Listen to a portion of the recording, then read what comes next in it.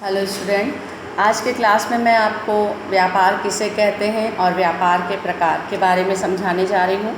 व्यापार, trade, meaning of trade, वस्तुओं का क्रय और विक्रय जो धन कमाने के उद्देश्य से किया जाता है उसे हम कहेंगे व्यापार। व्यापार में सबसे बड़ी बात यह है कि खरीदने वाला और बेचने वाला अर्थात क्रेता और विक्रेता दोनों को इससे लाभ होना चाहिए, तो ही वो व्यापार कहलाएगा। इसकी कुछ विशेषता भी है, जैसे पहला है क्रेता और विक्रेता दोनों का होना अनिवार्य। व्यापार जो होता है दो लोगों के बीच में, एक खरीदने वाला और दूसरा बेचने वाला, तो इसमें क्रेता और विक्रेता का होना आवश्यक है। दूसरा है क्रेता और विक्रेता दोनों को लाभ। बच्चों, इसमें क्रेता और विक्रेता दोनों को लाभ होना चाहिए। तीसरा है वैधानिक होना। वास्तव में जो क्रय और विक्रय है वो वैधानिक होना चाहिए। माल और सेवाओं का क्रय विक्रय। व्यापार की सबसे बड़ी विशेषता ये है कि इसमें माल और सेवा जो भी है उसका आपस में क्रय विक्रय होना चाहिए। इसके अंतर्गत जो व्यापार में आढ़तियाँ हैं, दलाल है, बैंक है, बीमा है, परिवहन कंपनी, ये सब को भी हम व्यापारी के श्रेणी में लेंगे। व्यापारी मतलब जो व्यापार करने वाला व्यक्ति है। व्यापार बच्चों मुख्य रूप से दो प्रकार का होता है। एक होता है देसी व्यापार और दूसरा होता है विदेशी व्यापार। देसी व्यापार, एक ही देश के अंदर जो व्यापार किया जाता है उसे हम कहेंगे देसी व्यापार। और जैसे देसी व्यापार में भारत में एक शहर का व्यापारी दूसरे शहर के व्यापारी से व्यापार कर रहा है, वो देसी एक देश के अंदर है। विदेशी व्यापार मतलब एक देश का व्यापारी दूसरे देश के व्यापारी से यदि व्यापार करता है, जैसे भारत का व्यापारी अमेरिका के व्यापारी से यदि व्यापार कर रहा है तो वो विदेशी व्यापार है।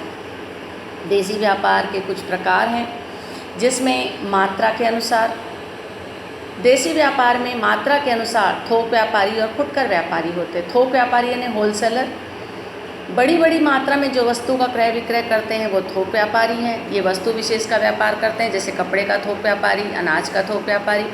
फुटकर व्यापार, जब थोक व्यापारी से छोटी छोटी मात्रा में जब थोक व्यापारी से थोड़ी थोड़ी मात्रा में माल खरीदते हैं और उपभोक्ताओं को आवश्यकता अनुसार बेचते हैं तो उसे हम कहेंगे फुटकर व्यापारी।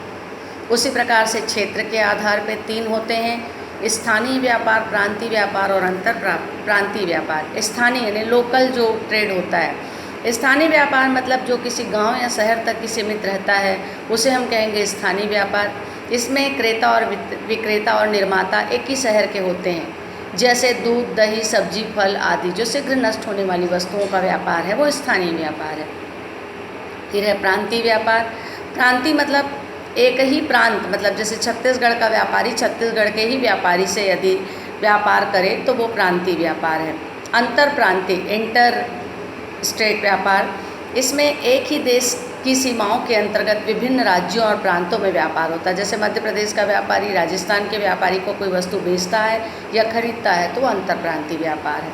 फिर है विदेशी व्यापार। विदेशी व्यापार भी तीन प्रकार के होते हैं: आयात, निर्यात और पुनः निर्यात। जब हम विदेशों से माल मंगाते हैं तो आयात व्यापार है, जब हम विदेशों को माल भेजते हैं तो निर्यात व्यापार है। पुनः निर्यात, री एक्सपोर्ट, जब एक देश से माल मंगाते हैं और उसको पुनः निर्माण करके दूसरे देश को भेजते हैं तो वो पुनः निर्यात कहलाएगा।